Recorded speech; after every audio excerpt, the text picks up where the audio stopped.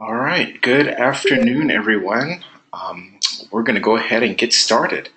Okay, so my name is Justin Hardy. I am one of the instructors for digital literacy, and today I am joined by both Jeremiah Moore and Jonathan Grandois, who are also instructors in digital literacy. So you've got all three of us working with you this evening. You're going to expect to see us again this following Tuesday and the Tuesday after, and one more Tuesday after that. So you've got us for 4 live sessions, and they do occur at the exact same time every single Tuesday. So it's going to be noon 12 p.m. Pacific time and 3 p.m. Eastern Standard Time. And if you're in the middle, again, that's going to determine when you show up here. But we do appreciate your time. So let's go ahead and get started.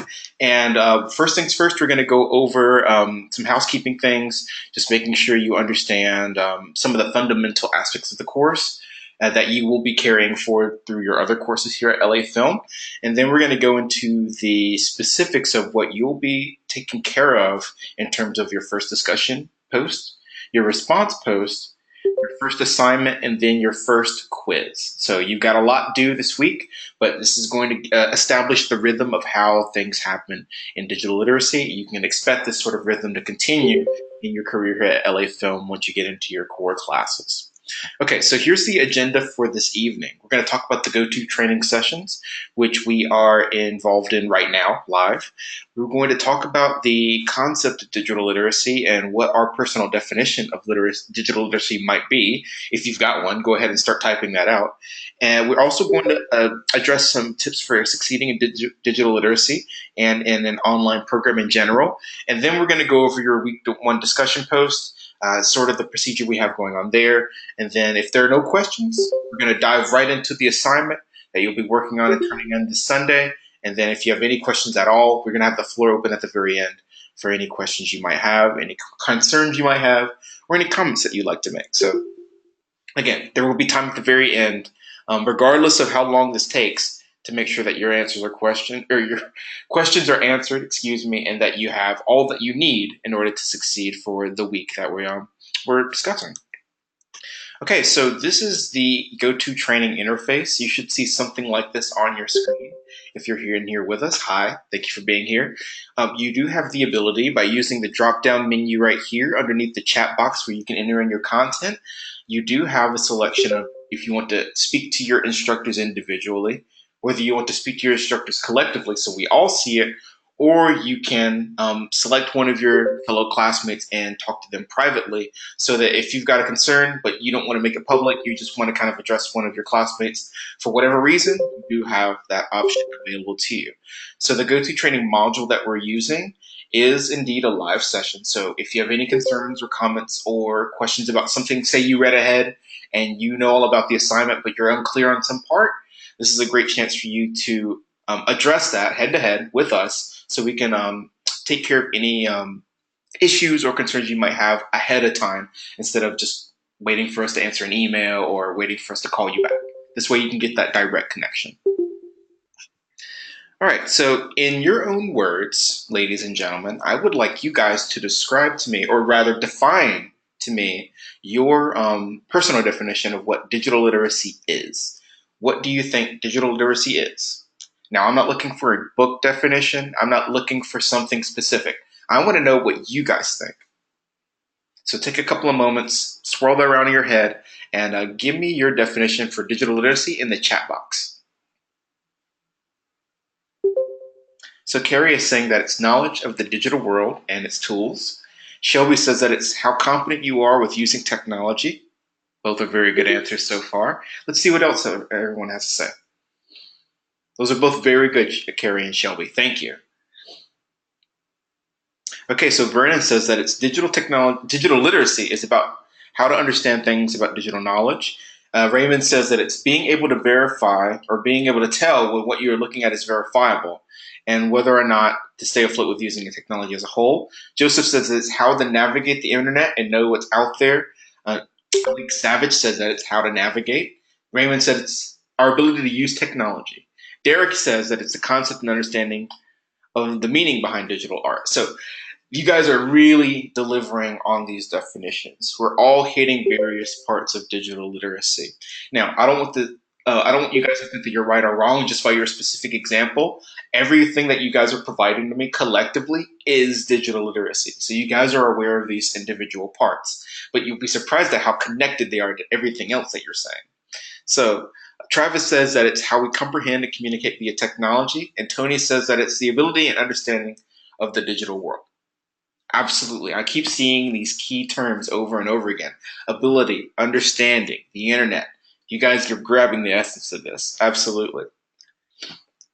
All right, so here's a couple of different examples that you're going to see that are very familiar to what you guys said. So digital literacy involves more than just knowing how to use a computer or how to use the internet.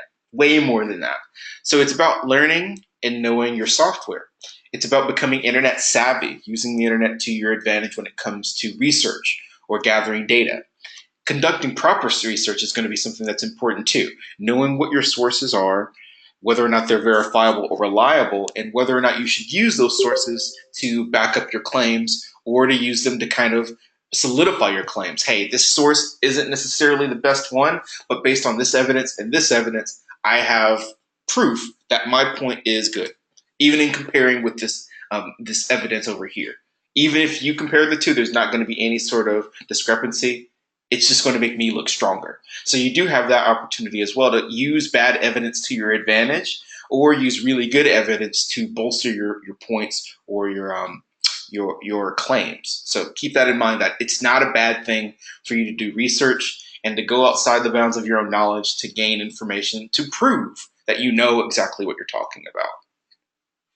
And it's also about excellent communication practices. It's not just being able to describe your point and defend it intellectually. You've got to be able to explain what you have as your point, or be able to defend it in a clear, concise way using that evidence that we talked about just a little bit ago.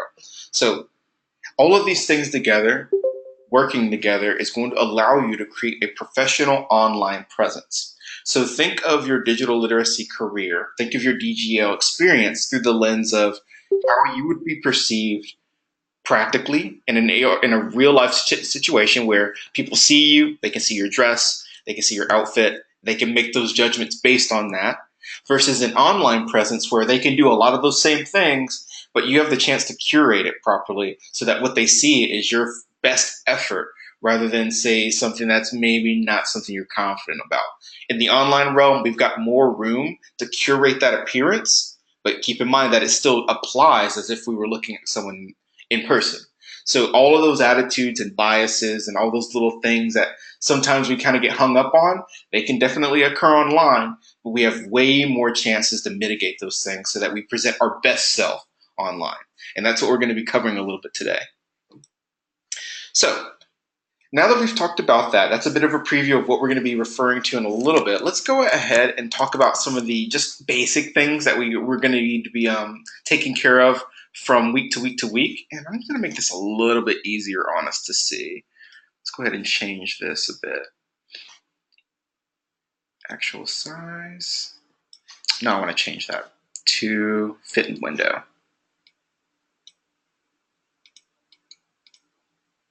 There we go. That's way easier to see. Okay, so email is going to be your basic lifeline to us as your instructors. So if you're trying to contact Jeremiah, if you're trying to contact Jonathan or myself, we're going to primarily be communicating with you via email in case you need us to call, or if you need us to attend to you in a more urgent fashion, you can just give us a call and we'll call you right back.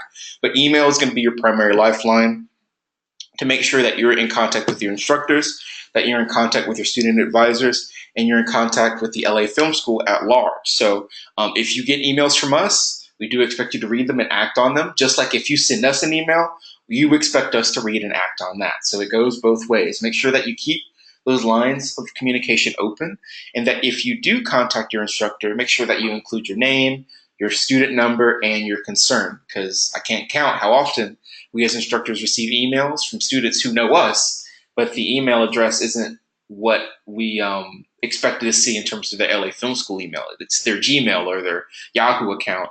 So we may not know who you are based on those accounts. So definitely make sure that you identify yourself in your emails and that you keep your content professional. Don't be rude, be considerate. We do have a lot of you to look after. So make sure that you give us enough information so that we can help you as soon as you reach out to us. Okay, so here's the next thing that we're going to be covering. I want you guys to pay very close attention to this. As your instructors, Jeremiah, Jonathan, and myself are going to be grading you guys.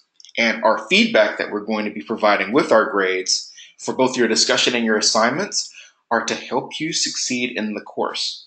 We're not here to fail you. We want to see you succeed. Everybody in this course, both everyone here in the live session and everybody watching the recording afterwards. Hi, thank you. We do want to see you succeed, and we want to make sure that you have all the tools in your tool belt to succeed, but that's going to require a bit of two-way communication. Since we're in an online environment, we can't constantly check up on you to see how you're doing.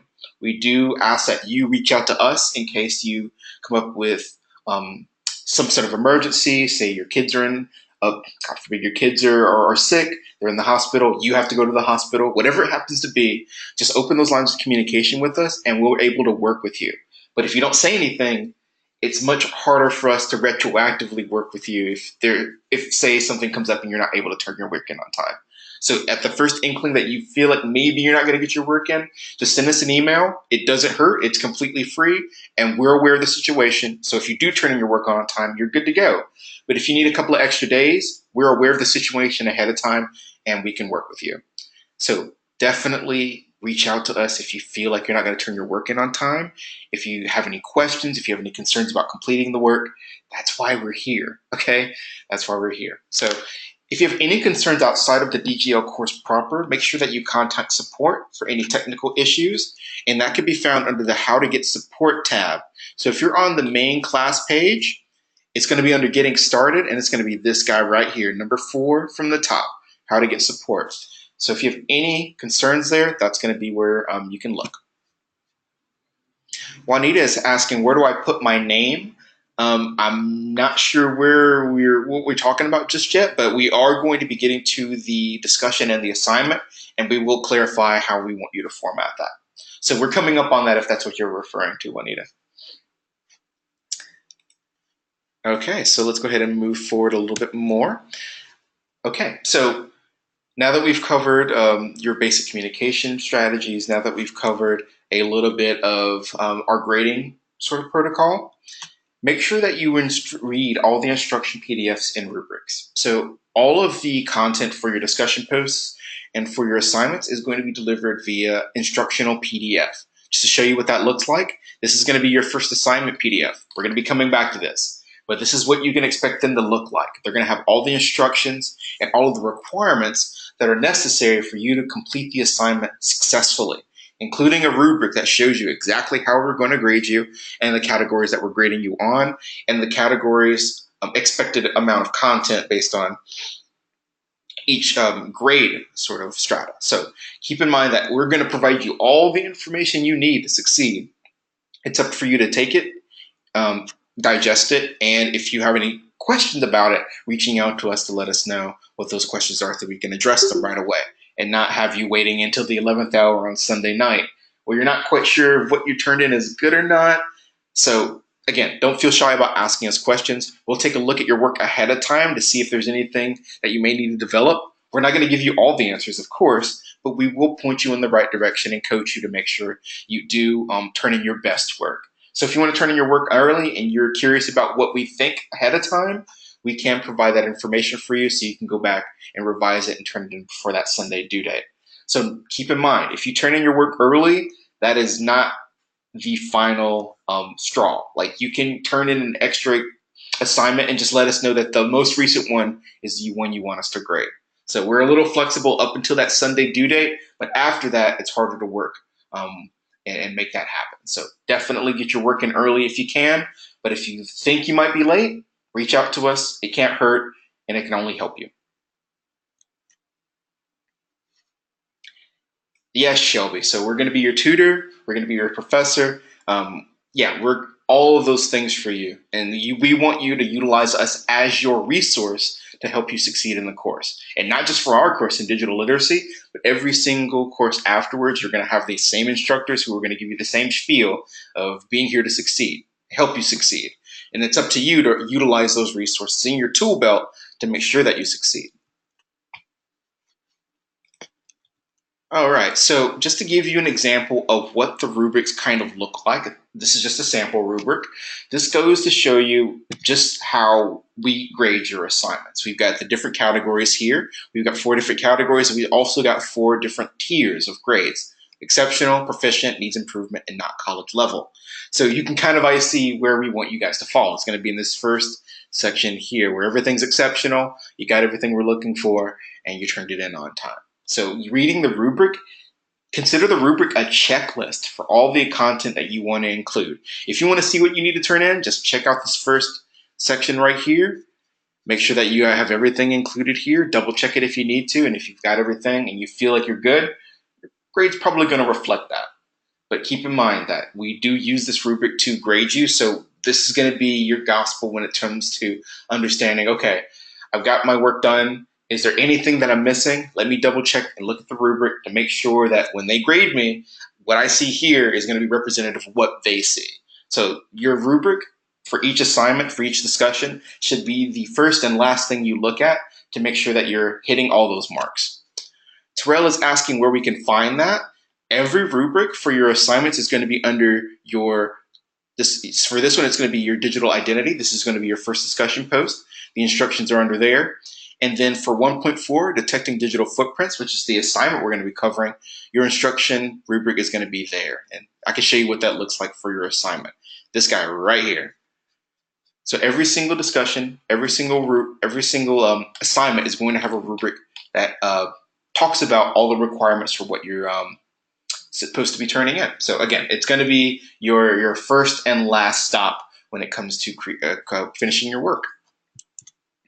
All right, so let's move this out of the way so we have less clutter.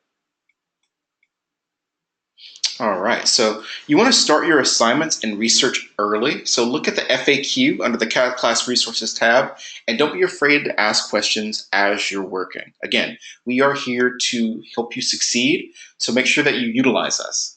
So Juanita is asking, are we allowed to copy and paste questions from the first assignment to our assignment, or rather you utilize the copy and paste function? Juanita, by all means, use that copy and paste function to assemble all of your materials in a document, and then you can send that to us. We're not going to restrict you from being able to copy and paste the answers to questions and whatnot, especially for your discussions. So if you want to copy the question and then provide your answer underneath it, and then do that for each of the discussion topics, completely fine. Completely fine.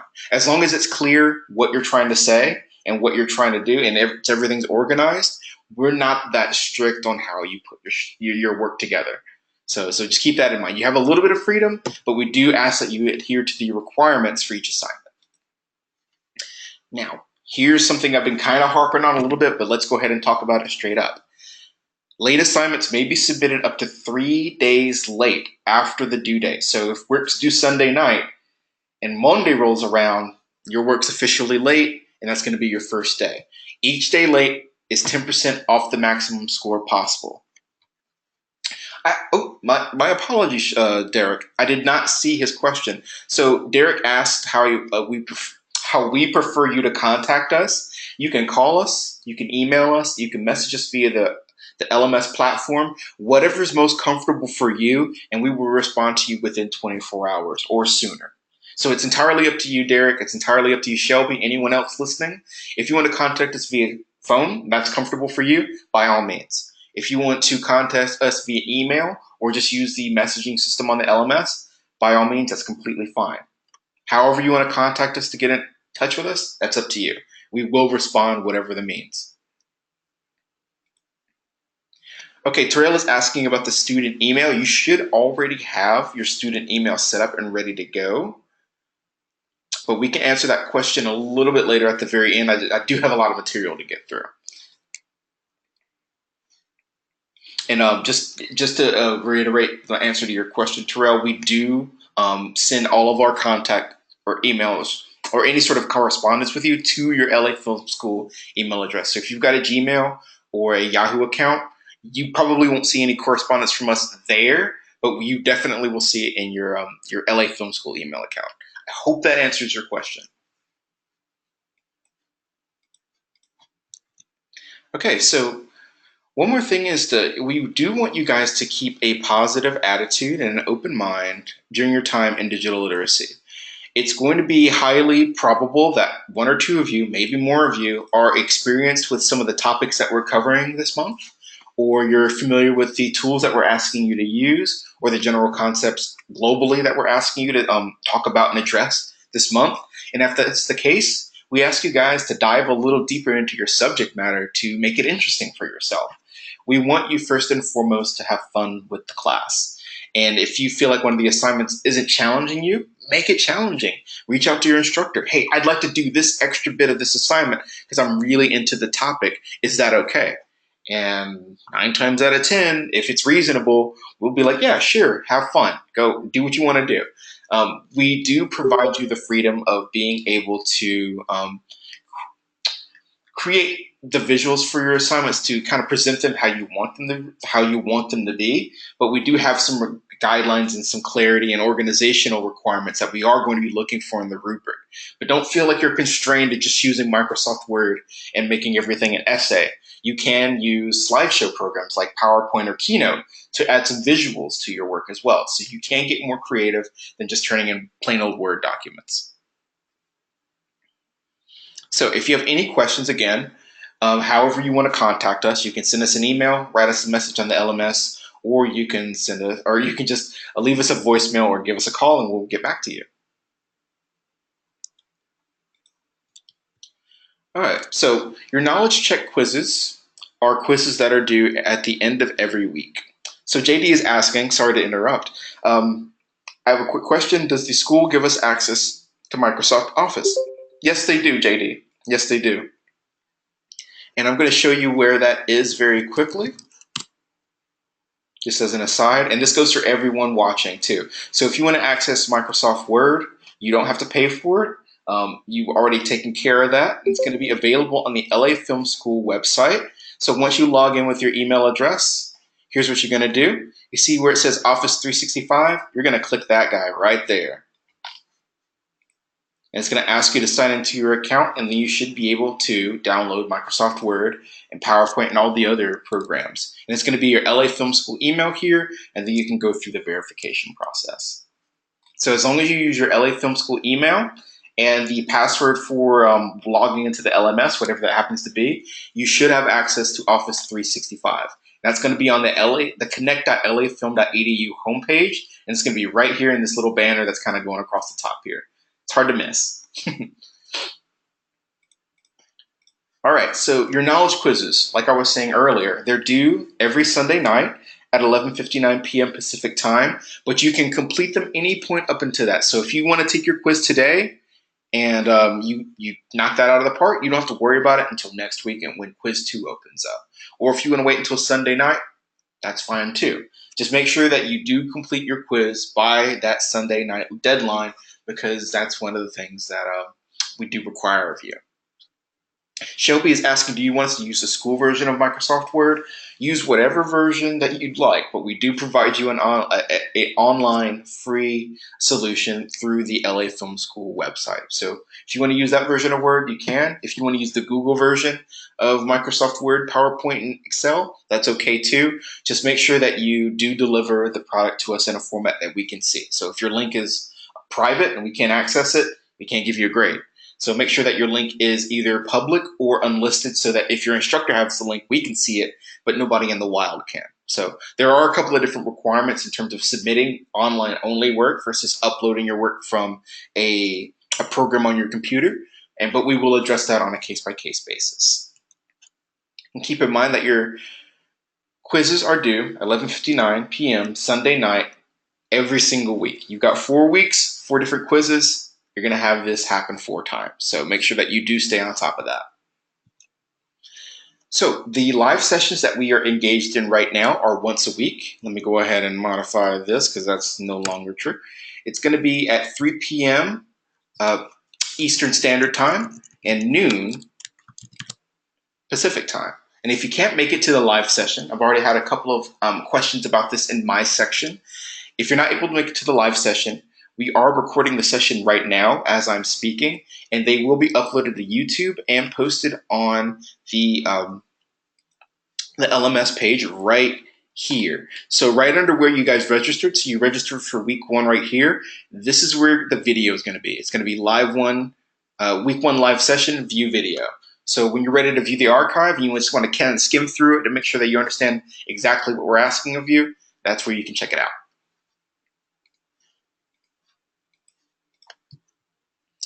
All right, so I've got a link here for everyone. I'm going to go ahead and put this in here. So Vernon asks, is it best we join live? If you've got questions about your assignments and you want to get a one-on-one experience with your instructor, you absolutely can come to every single session. But I've had a couple of students who were expressing concerns they wouldn't make it because they have work or some other scheduled obligation, and that's completely fine. Just make sure that you do view the live or the recording so that you have all the information you need to take care of your work for the week. So you can treat this recording as if it's a lecture from your instructor. And if you have any questions about what we talk about, now is the time you can ask them live. But if you've got questions after you watch the video, we're just as available. So I sent everyone in chat a little website here. It's how to succeed as an online student. This shows you this just has a couple of different tips that you may want to keep in mind if you've never enrolled in an online program before, or if this is your next time, your next go round on that sort of experience. So we've got one about time management, balancing your personal obligations, creating a study environment that's effective for you. And again, like I've been harping on, asking those questions if you do have them so that you're clear on what the requirements for the assignments are. And at the very end here, it's about getting what you give. So if you're having fun with the course and you're challenging yourself, you're asking questions of your instructors, and you're making sure that you're on the ball, you're going to have a great time in digital literacy.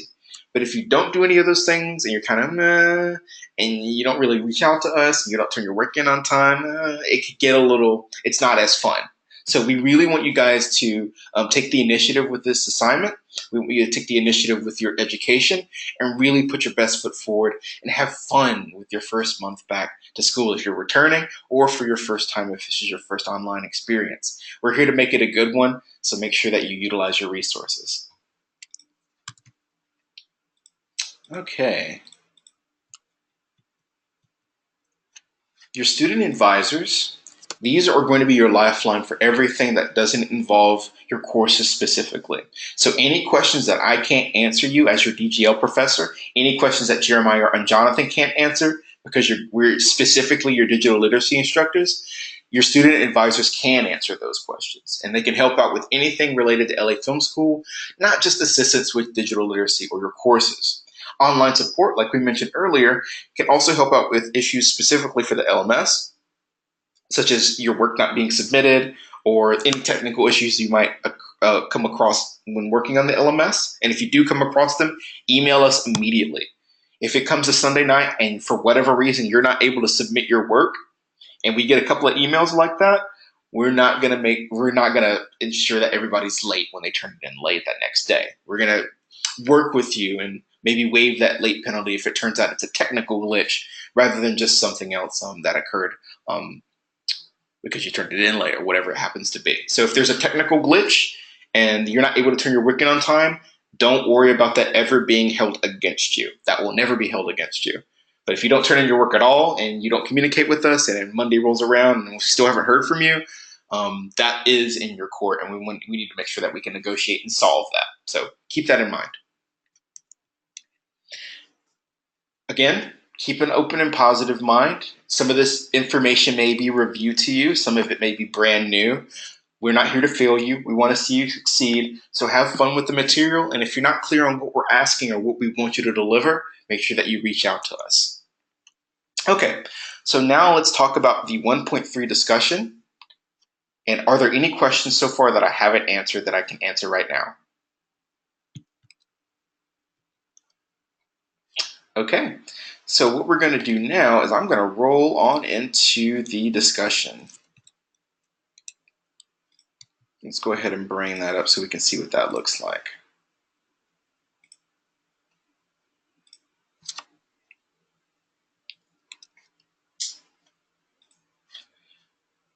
right, everyone. So this is going to be the very first discussion post that we are going to engage in. So for this week's discussion board, we want you to address some of the following questions, whichever ones inspire you the most, okay? So there's a lot of different topics here. We've got 1, 2, 3, 4, 5, 6, 7, 8 topics to choose from. We're not asking you to answer all of them. Choose the ones that reach out to you. So if you've got 1 or 2 that really reach out to you, great. You've got 4 or 3, great. 5 of them, great. But we do not expect you to answer all 8 of these. Eric is asking, is the Microsoft 365 access to download the software or internet-based? It's to download the software, Eric, and that goes for everyone else. You're not getting an online version of the Microsoft tools. You're getting a downloadable version that stays on your computer. Eric, I do not know if it's limited to one computer. That is something I don't know, unfortunately. Okay, so let's go ahead and go through some of these discussion posts, or discussion topics, excuse me. All right, so again, answer the ones that stand out to you the most, but you're not beholden to answering all of them. So the first one is there anything that you're already doing to establish your digital footprint or online identity?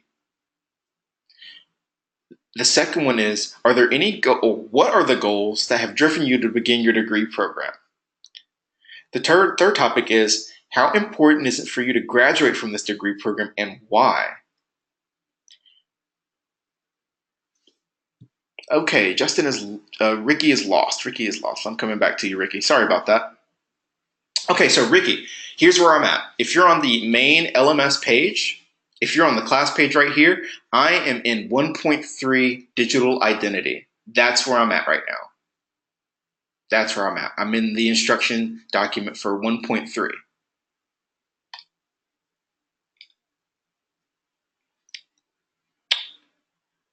You're going to click on the assignment, Ricky, or the activity, and you're going to go to the instruction sheet. What I see on my side is not going to look exactly like what you see, but this is what you're going to be clicking on right here. 1.3 instructions.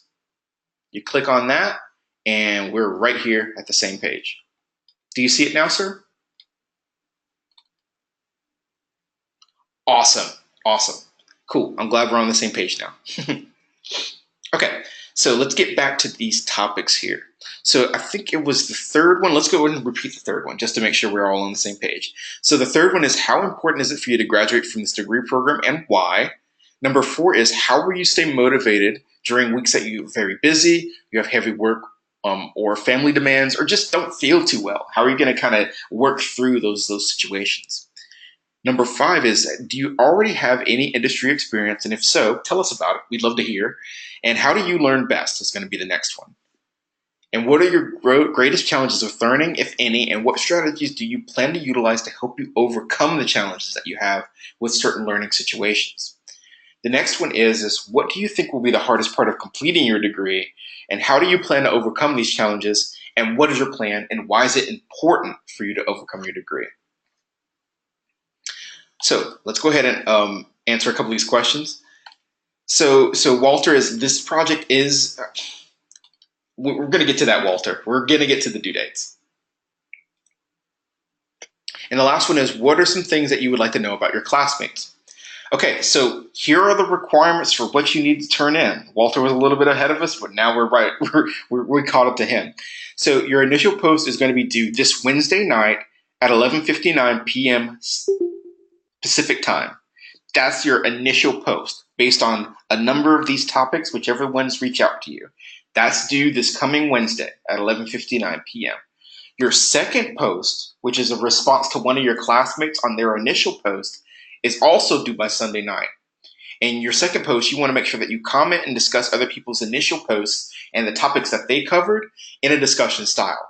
So we don't want to hear or see you guys saying, oh, great job, nice, cool, great, good to hear. Those basic sort of responses that would kill a normal conversation. So if someone comes up to you and just starts talking about their job and you're like, yeah, cool, and you don't ask any follow-up questions and don't provide any conversation, that's not really a discussion. Someone just talked at you and you maybe made a noise in response. So be very mindful of creating a discussion, a friendly discussion where you're sitting like over a coffee and you're just kind of talking about these topics. Don't create a one-sided conversation where you just end the conversation with a single word. That's not really going to fly. Okay, so again, keep a conversation, keep it discussion style, and if you have any questions about what that might look like, you can reach out to your instructor and we'll help you out. So just think of it as a conversation. Alrighty, I have a couple of other questions here.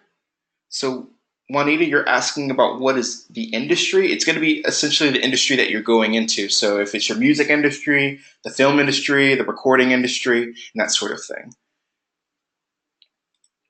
And the CV, that could be a number of things. It could be the campus portal. It could be your curriculum vitae, which is like a resume. I think that's what you're referring to, but I just want to be 100% sure. All right, so here is while you're providing that, I'm going to go over the rubric. So what we're asking for you to complete for the discussion post is this is going to cover both your initial post and your response. So we're looking to see if your topic is understood in depth and convincingly addressed, and that all the information presented is clear, thorough, creative, and supported with several relevant facts, statistics, and/or examples. And that's going to be for thoughtness and quality.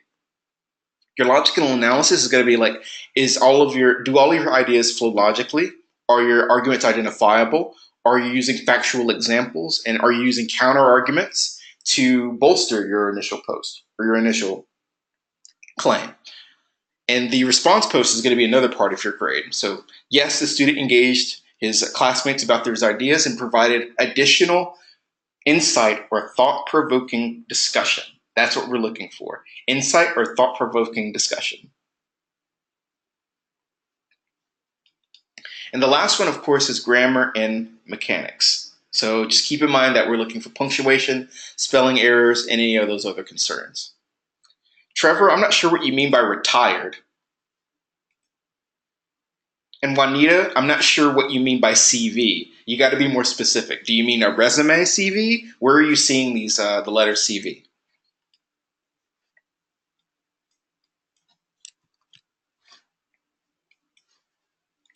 And of course, if you have any questions that are directly related to the discussion, we've got a couple of them here. So the instructions say that my first post is due Wednesday, but the closing date for the discussion is not until Sunday. Why are there two different deadlines for the same discussion?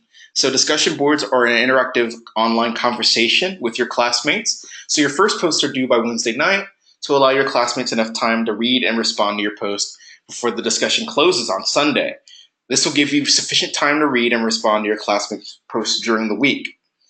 So if you submit your first post late posts will be subject to a point deduction. So if you turn in your first post on Thursday, it may be subject to a point deduction. Just keep in mind that Wednesday night is going to be the deadline for your initial post and Sunday night for your responses.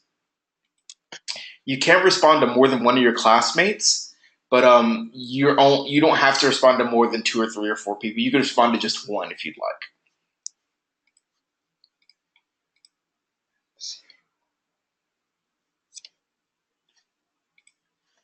Walter, you're basically answering these topics for your discussion post and then replying to one of your classmates. This is for the discussion. We're still talking about the discussion.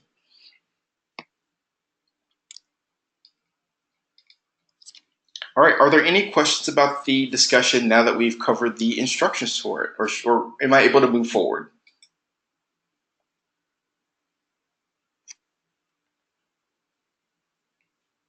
Okay, cool. Alrighty, so let's go ahead and let's see, is there anything else that we need in here? Nah, okay. All right, so that is your discussion post. So again, just make sure that you're aware of those due dates. Make sure that you check out the rubric in case you have any questions about our requirements. And if you have any questions for us, just specifically as your instructors, you can reach us via email, text, or messaging. Walter is asking, can we do a PowerPoint and just type it out? For your discussion posts, you always type it out in the discussion box on the LMS. Do not upload documents. We've seen that before. Your other classmates may not be able to see those, so make sure that you type out all of your discussion responses in your initial post. And yes, Ricky, tomorrow, Wednesday night at 11:59 p.m. and Sunday night at 11:59 p.m. That's when your initial post and your response post are due. Okay, here's assignment 1. And we're going to go ahead and go through all of this. And if we have any questions at the very end, we're going to open the floor to discussion. So in the digital era, there's more public information available about people than ever before. I'm pretty sure a lot of you can agree to this. Most of us have left some sort of digital footprint on the internet, such as material posted on social media sites. Think of Twitter, think of Facebook, those sorts of things. A digital footprint or digital dossier is a data trail of information about an individual, and much of this information can be easily accessed by individuals or organizations. Your assignment this week requires some detective work. So you're going to select an entertainment industry professional and investigate his or her digital footprint. And you're going to report your findings and draw conclusions based on the information that you've gathered. After you've done your research, you want to consider how the lessons you've learned through this exercise and other activities this week might help you manage your own digital footprint. So think of ways that you can create a positive personal brand for yourself. So here's what we're asking you to do to prepare. Sikari, we're going to get to submissions. Hold all your questions. And Juanita, they're the same thing. So what you're going to do is you're going to select your candidate, select an entertainment industry professional in your chosen field who you're interested in learning more about, or someone whose career success you'd like to emulate. Think about business professionals in film, music, television, gaming, graphic design, media, or other industries. Your research should extend beyond simply collecting basic biographical information about your industry professional. That's not nearly as important as what they've done. Who they are is not nearly as important as what they've done in terms of their output as an industry professional. You want to make sure that you check out the industry professional links on page 3 for more information on where to find information about your industry business professionals. So that's going to be right here, and we're going to go to that in a minute. But next comes research. Yes, Trevor, they can. Make sure that they have a digital portfolio or a digital footprint, though. So if you choose an industry professional who's retired, but they retired in the 80s, you're probably not going to find a lot of Twitter information about them or a lot of Facebook information unless they're still active. So choose someone who's you're reasonably sure has an online presence. If it's someone who's really old, maybe not. Shelby, as long as they're in the entertainment industry as a business professional, yes. And yes, Vernon, that works. If they've got an online professional digital footprint, that's fine. And it doesn't matter if they're famous, Shelby. That's not a requirement. They just have to be a digital or an industry professional in the entertainment industry. Vernon, they don't have Facebook or Twitter. You might want to be careful about choosing that individual. You might not have enough information to work with. You want to choose someone who has definitely an online presence that you can use because you're going to be answering questions about that. If they have LinkedIn, that's fine. But if you're not able to get more than that, and if you're not able to glean who they are from their online professional digital footprint, you might want to have a backup plan.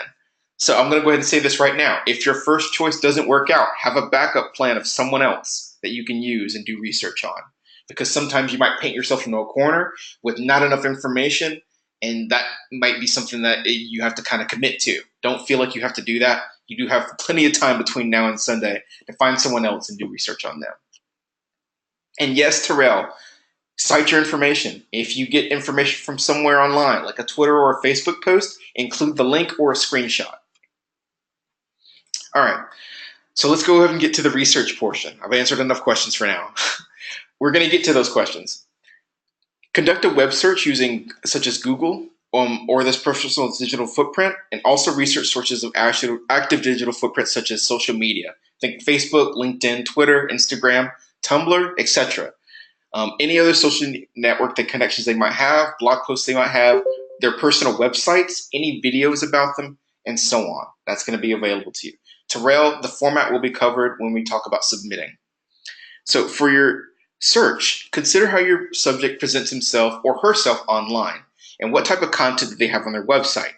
Is this material public or private? For their social media presence, what do they post and how do they interact with their followers? Consider the content and type of post that they like to share. For online articles, what is the focus or context of the article and what is being written about them? And what are the articles, where are the articles posted? In general, how is their personal brand being portrayed online and in social media? So after you've done your research, you're going to compile your data. Collect screenshot capture images, links, and other documentation of the digital footprint trail of your selected industry professional that they've left online. And make sure that you capture the URL or web page address where you found each piece of information and include it in your submission to provide readers with easy access to the information that you yourself found. Your project will contain 2 parts, and you can create the project using the format of your choice.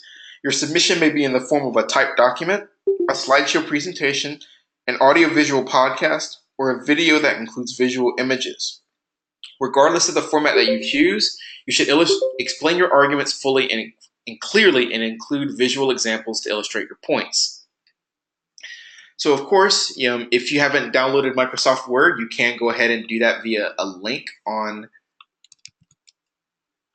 the LMS page. I'm going to go ahead and link that in there. So if you have any questions on how to install that, that's available to you. Let's go ahead and go through here. So here's the creation process. Here's how we're asking you to put all this together after you've done your preliminary work. So part 1 is you're going to report the findings of your investigation. So answer these questions as you're doing this. How does this person's digital footprint represent them as an industry professional? Is the image brand presented positive or negative for their career and personal brand? Did you find any material that seemed to be at odds with this person's overall image? And what might a potential hiring manager or business partner be impressed with? And what might cause someone to choose not to work with this person as a potential business partner? And then we want you to explain your findings. So make sure that you give us examples via URLs, screenshots, any other evidence that you can find that helps reinforce the answers that you gave to these questions in part 1. Now, part 2 is you want to consider the role of digital footprints in your own professional life. So what have you learned in this week's activities, including this exercise, and determine the steps that you can take to manage your own digital footprint and create an image that will present you positively and professionally online. And describe the personal brand or digital footprint, either or, that you wish to present online and some of the steps that you will take to achieve this goal. Okay, so that's part 1. Answer these questions. Part 2, provide us a paragraph detailing how you would curate and create your own personal professional digital footprint. Now, the submission process. You want to include your name and student number with your submission and compress and upload your file to the LMS. Alternatively, you can provide an accessible, non-private link to your work where your submission can be viewed. So if you want to use an online tool like Google Docs, you can do that. Just make sure that the link you provide your instructors is public so we can access your work and grade it.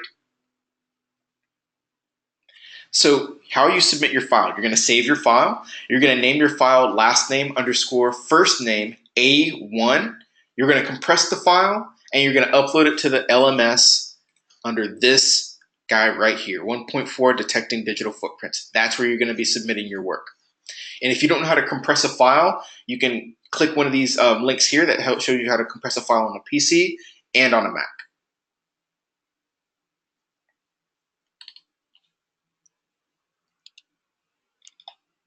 Okay, so that is the essential process for the first assignment. And now here are some links that you guys can access within this instruction document that kind of give you a link to all the different various industries that are involved that we can talk about today. So you've got print, you've got the Screen Actors Guild, you've got the Producers Guild of America, you've got Adweek, you've got the Communication Arts, the Independent Magazine. All of these are going to be your resources in case you don't know where to find an industry professional for your specific field, or you just want to kind of reach outside of your knowledge base and find someone new that you've never heard of but is still involved in your field. This is going to give you the opportunity to do that.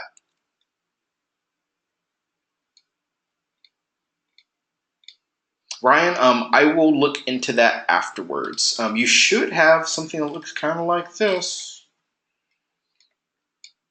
And Dominique, that's going to be available in this instruction link right here. It should show you how to compress your file on a Mac or a PC. So I'm assuming a Chromebook is a PC. So click this first link in the instructions and you should have that information available to you.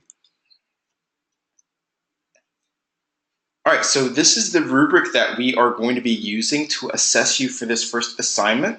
So we're going to be looking for relevance and thoroughness. So did your submission include the screen capture images, links and documentation, and the results of your investigation?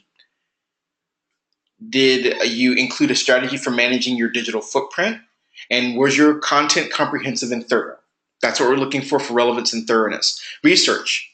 Your research was thorough and met the project requirements. Student statements were clearly related to the research, and student included proper references to all information used.